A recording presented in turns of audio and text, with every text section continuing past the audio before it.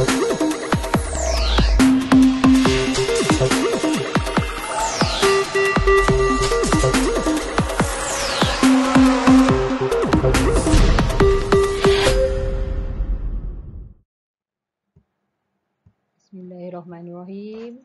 Alhamdulillah, kita jumpa lagi dalam PDPR Seni tahun 1 untuk hari ini. Okey, untuk hari ini kita masuk pada unit 9 iaitu serupa tapi tak sama. Tajuk model. Model ni dalam bidang yang ketiga iaitu membentuk dan membuat binaan. Okey, standard kandungan kita pada hari ini kita akan belajar tentang bahasa seni visual. Kita belajar tentang kemahiran dalam seni visual dan kita akan belajar tentang kreativiti seni visual iaitu membentuk hasil karya. Okey, seterusnya kita tengok pada standard pembelajaran kita pada hari ini. Mengenal, memahami dan menamakan bahasa seni visual yang ada pada karya dalam membentuk dan membuat binaan. Yang kedua, mengaplikasikan pengetahuan bahasa seni visual, penggunaan media serta teknik dan proses dalam penghasilan karya bidang membentuk dan membuat binaan. Yang ketiga, menzahirkan idea melalui pelbagai sumber dan teknologi dengan mengaplikasikan pengetahuan, kefahaman dan kemahiran bahasa seni visual dalam menghasilkan karya. Okey, objektif pembelajaran kita pada hari ini, pada akhir PDPR ni, murid dapat menjelaskan tentang bahasa seni yang terdapat dalam model. Seterusnya, murid dapat menghasilkan rumah burung dengan menggunakan bahan kutipan. Okey, murid dikira berjaya untuk PDPR pada hari ini sekiranya mereka boleh dan berjaya menghasilkan rumah burung dengan menggunakan bahan kutipan. Okey, seterusnya kita tengok pada buku teks muka surat 70 dan 71. Okey, kita tengok pada apa yang dimaksudkan dengan model. Model boleh dilihat dan disentuh. Bentuk pada model disebut sebagai bentuk konkret. Sebab bentuk tu boleh kita pegang macam ni. Dipanggil sebagai bentuk konkret. Okey, seterusnya kita tengok pada apa yang cikgu bulatkan sini iaitu berkaitan dengan unit yang cikgu bagi tahu pada mula-mula tadi. Iaitu model serupa seperti bentuk yang sebenar tetapi saiznya lebih kecil. Okey, dekat dalam permulaan slide yang pertama cikgu tadi, cikgu letak serupa tetapi tak sama. Inilah kaitannya dengan model ni. Maksudnya model ni ialah dia bentuk yang sebenar tetapi saiz lebih kecil. Kita boleh tengok dekat apa yang dipegang oleh pelajar-pelajar ni. Bentuk rumah tetapi dia saiz lebih kecil dipanggil sebagai model. Sama dengan ini kapal terbang, lori, kereta. Dekat lori dekat tangan cikgu dia. Ini ialah model. Ingat, model ialah bentuk. Dia ada bentuk yang sebenar tetapi saiznya lebih kecil. Okey, seterusnya kita tengok dekat prinsip rekaan yang ada di sini. Kapal terbang ini ada sayap yang serupa dan seimbang. Apa maksud serupa? Serupa ialah sama. Tengok dekat sini. Sayap dia serupa. Apa maksud seimbang? Seimbang ialah kiri dan kanan dia sama. Dia tak sengit. Okey, itu maksud seimbang dan fungsi seimbang tu. Okey, seterusnya kita tengok perbualan antara guru dengan murid dia. Cikgu, bagaimanakah kita membuat model? Okey, macam mana nak buat model? Lepas tu cikgu dia beritahu kita boleh mencantumkan bahan kutipan seperti kotak, botol minuman, penutup botol dan bahan lain yang sesuai untuk membuat model. Ini contoh-contoh yang ada. Okey, ini bahan kutipan kemudian dibentuk menjadi bentuk model. Okey, dia lekatkan guna gam dekat sini, ada bentuk jadi model. Kemudian ini pun sama. Ini bahan kutipan. Okey, kemudian dibentuk menjadi model.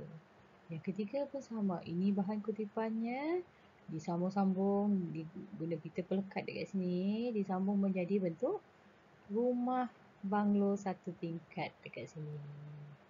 Okey, dalam muka surat 70 dan 71 ni ada dua perkara aspek seni yang dikeluarkan di sini, iaitu unsur seni yang ada pada bentuk. Okey, bentuk model tersebut.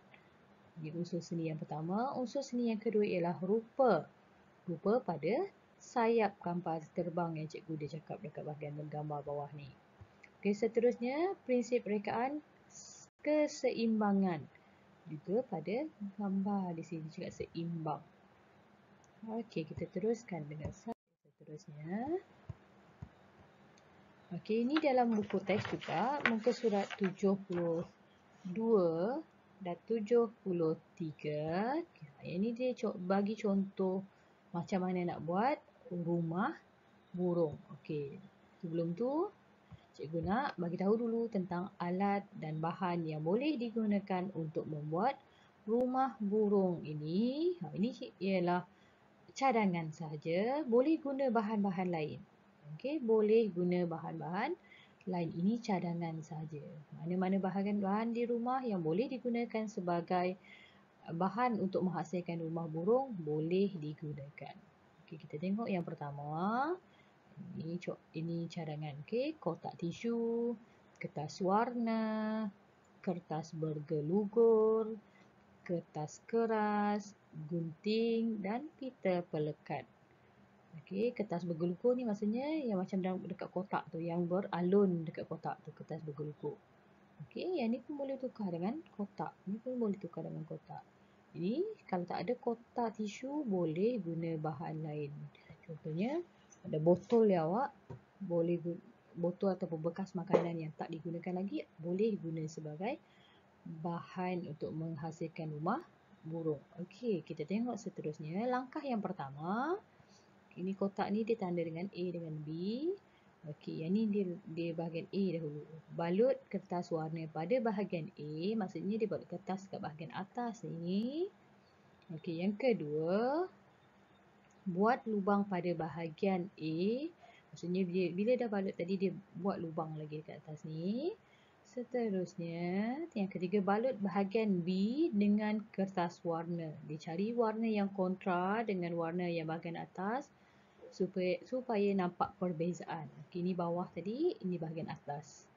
Okey, seterusnya yang keempat, tambahkan hiasan pada kotak tisu. Okey, dia buat boulder sikit dekat sini. Dia boulder dekat bahagian tepi.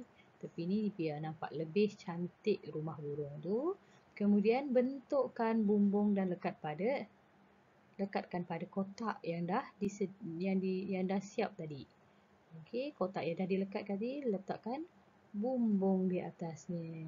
Kemudian lekat kertas keras pada bahagian bawah sebagai tapak supaya rumah burung ni tak tumbang. Okey, yang kotak keras ni boleh tukar dengan kertas keras ni boleh tukar dengan kotak.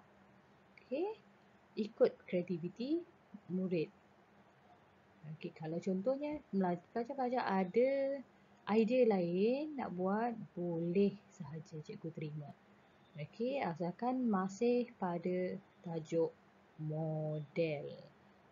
Okey, contohnya dia tak nak buat rumah burung ni, nak buat model lain, boleh dialu-alukan. Nak buat model lagi bagus.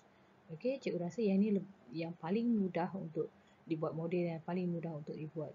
Sebab dah ada langkah-langkah yang disediakan di sini. Murid kena ikut sahaja langkah-langkah tersebut.